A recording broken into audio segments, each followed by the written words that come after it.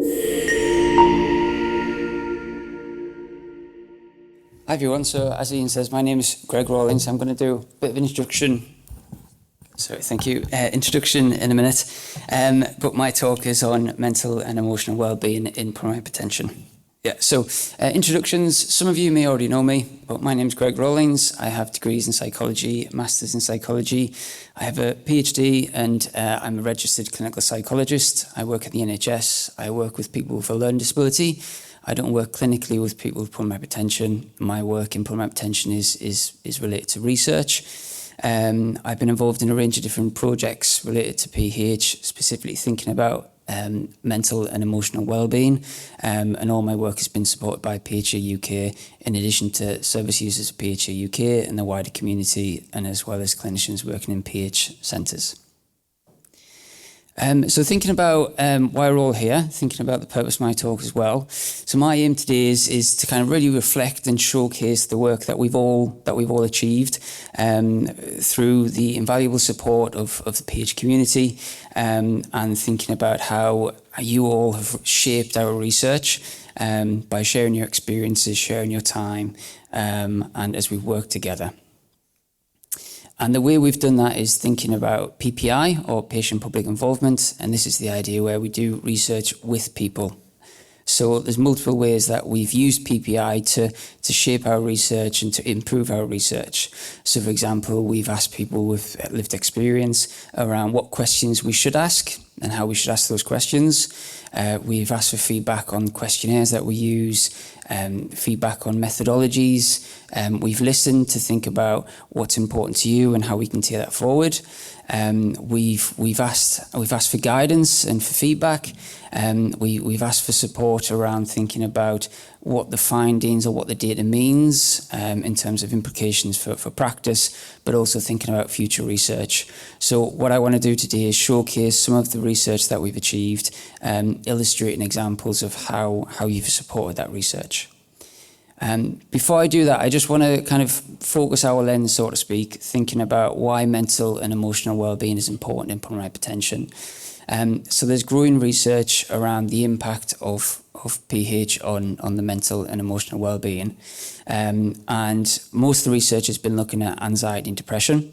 This was a review done a couple of years ago involving data collected from over 2,000 patients with pulmonary hypertension from around the world. And it was looking at rates of anxiety and depression.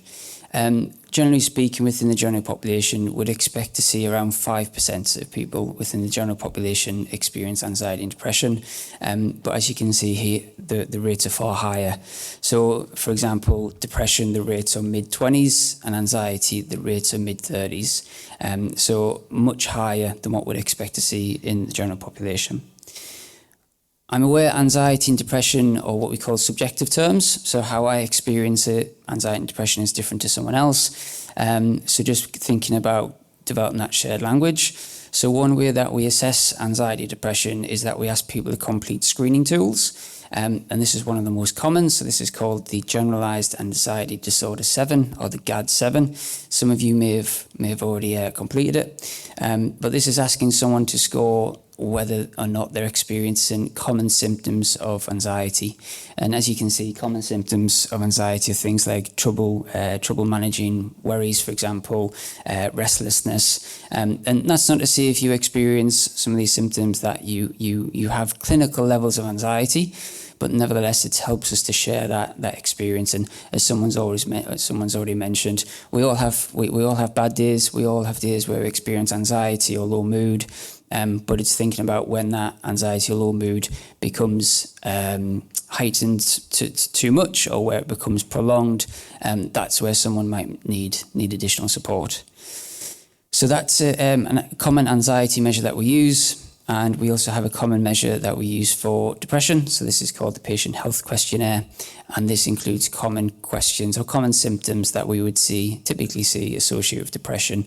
So things like low mood, or trouble with reduced appetite, or increased sleeping, for example. I really wanted to share them because it helps us to develop that shared language and shared understanding of what anxiety and depression are. Before I move on, I just want to again show this. So this is from the review looking at anxiety and depression in people with pulmonary hypertension. And one of the key things I want to show is it's looking at predictors of anxiety and depression. So what are the risk factors that someone with PH might develop pulmonary hypertension? And the thing to look for is the two columns in red. And if that number is below 0.05, it means that it's important. So there's a few things I want to pull out here. And the first thing is looking at demographics. So what the review suggested that age, gender, ethnicity, these things aren't very good predictors of anxiety and depression. So what this means is anyone with pulmonary hypertension can develop anxiety and depression. Another thing that I wanted to highlight, it's not shown on this slide, is based on our own research. So this is looking at the association between years with pulmonary hypertension and risk of anxiety and depression. And we find that there's not a strong correlation. So those ideas where people are more likely to develop anxiety and depression soon after diagnosis, actually the research doesn't support that. And it might be thinking about actually, regardless of where people are in their journey, thinking about anxiety and depression may be something that we need to provide support for. The final thing I wanted to highlight on this slide is looking at symptom severity of pulmonary hypertension as indicated by the WHO functional class. So this is recognising 4 classes. People with class 4 have got more severe symptoms compared to class 1. And actually looking at the predictors, severity of symptoms isn't a strong predictor of anxiety and depression. So again, this indicates that anyone with PH can experience anxiety and depression. It's not just people who've got the severe symptoms, or the most severe symptoms, I should say, sorry. So, as Ian was saying, I got involved in pulmonary hypertension in 2019. I haven't heard of the condition. Ian, I think you advertised a research project whilst I was doing my training in clinical psychology, and it was on pulmonary hypertension. I knew PHA UK were involved, so I thought, yeah, this is a brilliant opportunity to do some research. And given that I didn't know anything about pulmonary hypertension, the first thing I wanted to do was learn from people with lived experience, wanted to learn from the experts. So what I did is I went to the literature and I found published articles on what people have described about living with pulmonary hypertension. And we found, so this was back in 2019, I think we published it, but it was based on 19 papers involving over 1,900 individuals around the world who were living with pulmonary hypertension. And what we did is we analysed what people were talking about. And there was multiple themes that people were talking about. So thinking about overlap between experiences. And one of the themes that was coming up was uncertainty. So people with pulmonary hypertension were talking a lot about uncertainty.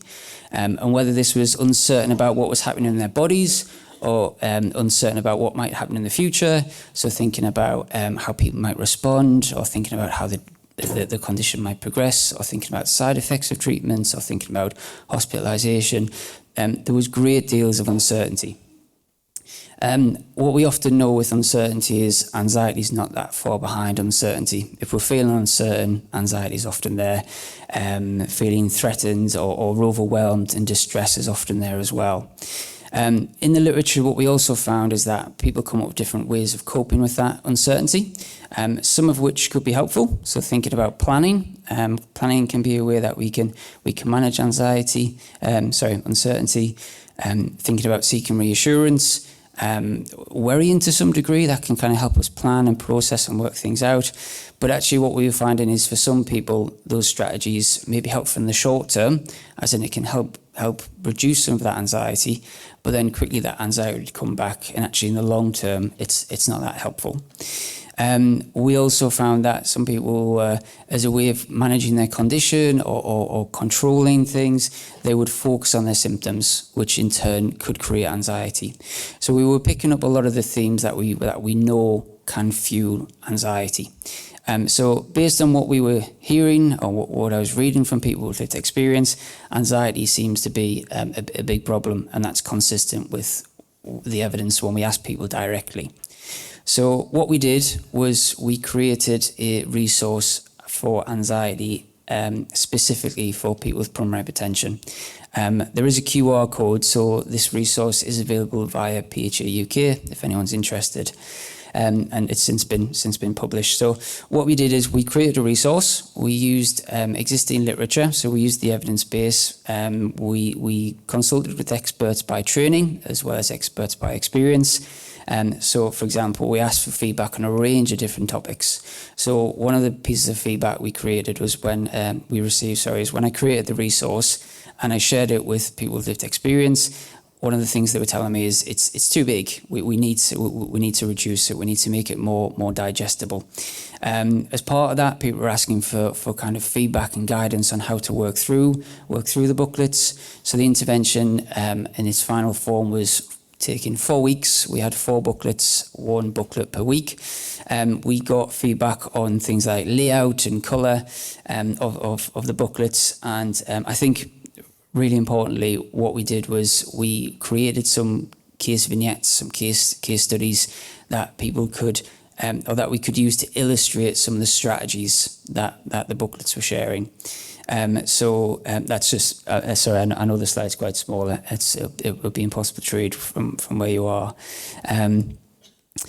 So this is what we found. We had 77 people take part. They were recruited through PH organisations around the world, including PHA UK. And what we did is we randomised people into 2 conditions. The first group received the intervention, which is 4 weeks, 4 booklets focusing on anxiety and pulmonary hypertension. And the second group received the booklets later on. And we asked people to complete the GAD-7, as well as other measures, before the intervention, after the intervention, and at 1 month follow-up. So what this graph shows is that we had the 2 groups. The blue line represents people who are allocated to the intervention, and the orange line represents people who are allocated to the control group. And as you can see at baseline, there was no differences in anxiety scores between the 2 groups, which is exactly what we'd expect. 4 weeks later, though, so after the intervention, those who received the intervention, their symptoms of anxiety reduced from moderate to, my eyes have been tested here, mild, but also what we've got is below the clinical cutoff. So this is the idea where people's scores on the GAD, that can give us an indication whether it's above the clinical cutoff, and if they are, that might suggest that they need additional support. So as you can see, people who received the intervention, they scored below the clinical cutoff, and they continued to make those gains as well. So they continued to stay below the clinical cutoff. We had 77 people take part. This is a pilot, so we can't say for sure that this is effective, but nevertheless, the evidence is very supportive. What we also did is recognising people are the experts, so we wanted to ask them specifically about the booklets. And as you can see here, majority of people, most people reported that they felt more in control of their anxiety. 100% said that they think other people with PH would benefit from the booklets. So the feedback that we received was very positive. One of the other things we did is we asked about depression. So that's where we used the PHQ-9, which I introduced at the beginning. And we found something very similar. So although we weren't addressing depression, what we often find is when people are experiencing anxiety, there's an increased chance that they'll experience low mood as well, and vice versa. Anxiety is horrible. It's distressing. It's not nice, and it makes sense that it will affect someone's mood as well. So what we found is very similar, where those who received the intervention scored below the clinical cutoff after the intervention. What this graph, or what it's hard to show on this graph, is that although people who received the intervention continue to show gains after the intervention, actually, we didn't really find much of a difference between after the intervention and 1 month follow-up. So again, listening to what people were telling us, the intervention seems to be helpful for anxiety, but for low mood, it seems to be not as effective, which makes sense. We weren't addressing depression specifically. So what we've done is we developed, co-produced with experts by experience and experts by training, some booklets focusing on depression in pulmonary hypertension. And it's exactly the same, 4 weeks, 4 booklets targeting or being tailored specifically to pulmonary hypertension. And these booklets, again, are available via PHA UK.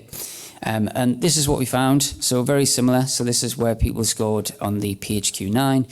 So as you can see at baseline, both scored above the clinical cutoff, both groups. After the intervention, people scored below the clinical cutoff, and those in the intervention continued to score below the clinical cutoff, which was really good to see. What we also did is we asked people to fill out a health-related quality of life measure, and someone's already mentioned this measure, the emphasis 10. This was also co-produced with people who've got lived experience of living with primary hypertension. This is a quality of life measure, so this is the idea where health factors can impact on someone's quality of life. So it's 10 items asking about common difficulties in primary hypertension, and this is what we found. So at the baseline, we didn't find any difference between quality of life between the two groups, so those who received the intervention and those who didn't. At post-intervention, we didn't find much difference either. It may look a difference, but it's only a difference of 1 point, and that again is not something we'd see as significant. But then at 1 month follow-up, we found that those who received the intervention scored a significant reduction in their quality of life scores as measured by the emphasis 10, which was again really good to see. Again, wanting to learn from the experts, we made the booklets available via PHA UK. In terms of the anxiety booklets, as of last year, we had 223 people contact the charity asking for a copy of the booklets, which are free. So what we wanted to do was ask people about their experiences. The idea of being, can we improve it? Can we learn from it? So we gained feedback, and people were talking about that they felt comfortable with going through the booklets. They felt it was acceptable. It didn't require too much effort. But some of the comments that we did also receive is that people wanted real people to talk to. And actually it would have helped to bring some of the ideas, some of the strategies alive. So what we've since done is we've applied for some funding to develop an intervention that will be delivered by a human, a real person, targeting anxiety and depression, and our aim is to embed this within PH specialist centres across the country. To do this, we had to develop a research protocol, so a grant that we'd submit and ask for funding. And as part of this, we asked the experts. So we put an advert out asking people to take part. Come and speak to me, please, and tell me your ideas. How can we make this intervention? How can we make this research protocol more feasible, acceptable, relevant? And we had to close the invitation, I think, in the space of about 2 days, because we had so many people contact us wanting us to take part. So again, thank you very much for everyone for your interest and your generosity. I since met a small group of people, and they've since shared their experiences, and I will definitely be taking those ideas forward over the next few years. And we hope to hear back whether we've been successful with our bid in a few weeks. So fingers crossed. Other pieces of research, just thinking about what's kind of coming up. So we've done some recent research looking at the impact of fatigue and pain in pulmonary hypertension. Recognising that fatigue and pain are common symptoms, we wanted to see how it interacts with anxiety and depression and how it impacts on quality of life. One of the things we kept on coming up was around sleep, and sleep's already been mentioned a few times today. So what we've since done is we've set up a research project asking people with pulmonary hypertension about their sleep. We had 111 people take part from PHA UK. We are analysing the data. It was a master's student at the University of Sheffield who's taken this on as part of their research, and our preliminary evidence suggests that 80% of people with pulmonary hypertension report poor sleep, and around a third report symptoms of insomnia, and around a third report difficulties with daytime sleepiness. There's only about two or three research projects actually looking at sleep, which is shocking given how prevalent difficulties are. But our findings are consistent with other researchers have done as well. So what we're going to do is we're going to combine all this. We're going to develop a self-help resource specifically targeting sleep difficulties, making it relevant to pulmonary hypertension. And so if you're interested, please keep an eye out. We will be recruiting people in terms of helping us to develop the manual, the resource, as well as helping us to test it. So this is my final slide. So just kind of final reflections and just to say a thank you. So I really want to emphasize that your voices have helped shape our research. It's not just been about informing our research. And you've helped us shape our methods, our questions, the recommendations, and you've really helped us to develop a deeper understanding of what the data means. And yeah, your support's been invaluable and helped us to understand the impact of pulmonary hypertension on the mental and emotional well-being, not just of people living with pulmonary hypertension, but also friends and family. We've been doing some research as well in the past around how pulmonary hypertension impacts the care network, and that's something that we are looking to hopefully develop. So thinking about how we can provide support for everyone impacted by pulmonary hypertension. And yeah, finally, just to say thank you for your time, generosity, and honesty, and we'll hope that you'll continue to support our projects and help us to drive meaningful change. I just want to thank my colleagues, and there's many more, and most importantly, thank service users of PHE UK. And finally, I just want to mention that some of the things we might have talked about today might have brought up different feelings, different thoughts of people. So if you do feel like you need additional support, there are resources there to signpost to. Thank you very much for your time.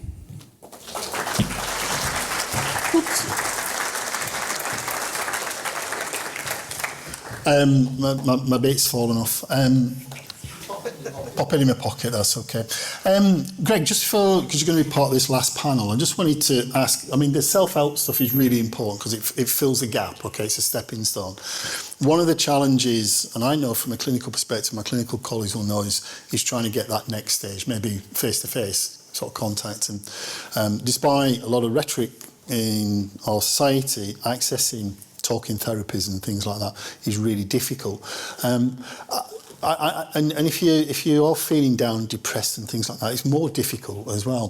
What about, is there ways of strategies? Is things like cognitive behaviour therapy, is it worth paying for in this country? And you know, there's online stuff. And what's your advice to people who are desperate, but like, yeah, we'll refer you, but it's 34 weeks or something like that. I know it's a big question. I don't want you to, and it's probably the health minister, or my friend Wes, that should answer this because he talks about it, but you've got to put resources. And what about, how might you deal with that, the lack of resource? It's a good question, and I don't think like most things, I don't think there's a simple answer. We're all different, we're all unique. We've got different resources, different coping strategies, different people around us.